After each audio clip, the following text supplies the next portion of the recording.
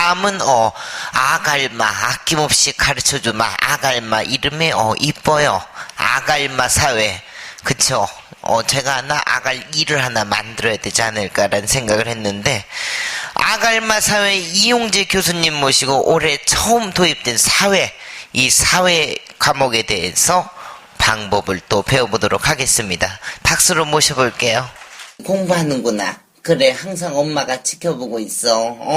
부담 갖지 말고. 밥은 먹었어? 마음 딱 잡고 집중하고. 스타트! 자, 안녕하십니까. 앞에 이제 그 설명회를 쭉 제가 지금 뒤에서 지켜봤습니다만 조금 지루하네요. 그죠?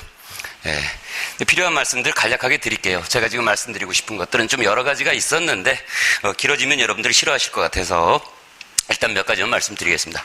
자, 첫 번째는 지금 우리가 필수 과목 3과목이죠. 필수 3과목. 그 다음에 두 번째 선택이 여러 과목이 있어요. 이게 뭐 이제 과목 수를 나열하지 못할 만큼 굉장히 많이 있습니다. 시험에 합격하시는 게 여러분 목적이니까요.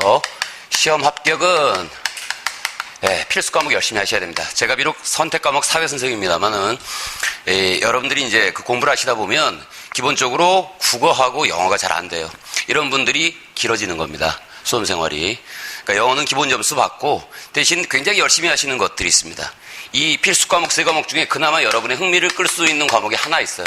한국사예요. 재미있거든. 그러니까 시간 배분이 맞지가 않아요. 영어, 국어를 더 열심히 하셔야 해서 실력을 올려야 되는데 그래야 합격 확률이 높아지는 거거든요. 근데 공부가 재미있는 쪽으로 흘러가게 되면 아까 금동음 선생님 말씀하신 대로 문제를 풀게 됩니다. 왜? 기본서를 푸는 거는 굉장히 재미가 없어요. 기본서를 회독수를 늘려가는 굉장히 지겨운 작업이에요. 제가 왜 이렇게 자신 있게 말씀을 드릴 수 있냐면 제가 사법시험 12년 했어요. 전 서울법대 나왔습니다. 붙지 못했죠. 물론 현역 변호사로 여기 와 계신 분들도 있어요. 선생님으로. 근데 저는 뭐 이제 그런 자격과는 전혀 상관없이 이 자리에 있습니다. 그러니까 제가 수험 생활도 나름 성공적으로 했죠. 고등학교 때는. 그 뒤에는 또 사법시험 12년 했어요. 그리고 지금 이 자리에 오기까지 또 사회 강의를 제가 지금 올해 14년째 하고 있습니다. 그러니까 뭐 수험 생활과 거의 제 인생이 밀착되어 있다고 말씀드릴 수 있는데, 여러분들 제가 이제 지난 1년 동안 이 공무원 시장에 와가지고 한번 쭉 지켜본 바로는 필수 과목 3과목 중에 국어하고 영어를 열심히 하셔야 돼요. 근데 여러분이 이제 고등학교 이제 20대 후반임을 전제하고 수능 시험은 문법이 별로 없습니다. 제가 고등학교를 겪어왔으니까 잘 알죠. 주로 독해예요. 근데 이 지금 공무원 시험에 있어요. 시험 문제들은 영어가 굉장히 잡다 해요. 문법 문제도 그러니까 여러분이 생각하는 것보다 많이 나오고, 그러니까 문법에 장애가 있어서 결국은 영어 점수가 별로 좋지 못하게 되죠. 국어도 마찬가지예요. 수능에서 배우는 여러분들 그 언어가 아닙니다. 여긴 지금 한자어도 나오고요. 그 다음에 여러분이 배우지도 않았던 용언, 체언 뭐 이런 식의 국어 문법도 나와요. 그러니까 새로 시작한다. 이건 신규 과목이다라고 생각하고 접근을 하고 시간 투자를 많이 하셔야 합니다. 근데 이것들이 어느 정도 장애가 극복이 되는 분들은 합격이 굉장히 빨라지는 거고요. 이게 잘 안 되는 분들 같으면 자꾸 점수도 잘 안 오르고 공부하기도 지겨우니까 재미있는 쪽으로 가게 돼 있어요. 그게 이 필수 3과목 중에는 한국사입니다. 그리고 이제 선택 과목은 굉장히 여러 개가 있습니다만은 기본적으로는 이제 행정학하고 그 다음에 행정법, 그 다음에 사회, 그리고 이제 수학, 과학 정도가 이제 주요 과목이죠. 뭐 이런 과목 정도가 이제 주요 과목인데요.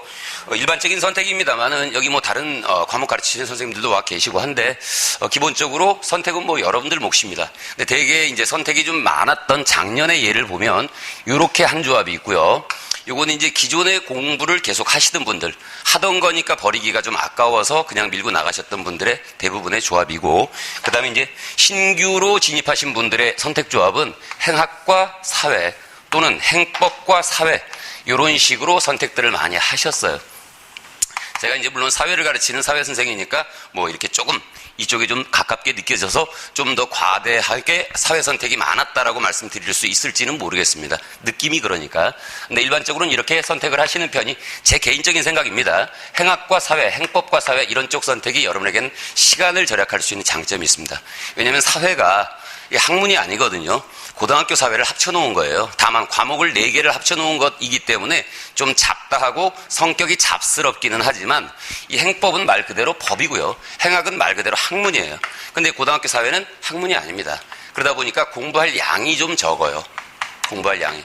예, 수험생들 얘기를 좀 들어보면 행학의 한 60% 정도, 행법의 한 70% 정도의 시간만 투자를 하면 잘 점수를 받을 수 있다. 단 사회에서 조금 걸리적거리는 과목이 하나 있습니다. 뭐가 있냐면 경제가 들어가요.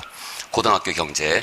이 이제 연세가 좀 20대 초중반 후반까지는 그럭저럭 괜찮은데 수학적인 논리를 손 놔버린 30대 40대 분들이 매우 어려워해요.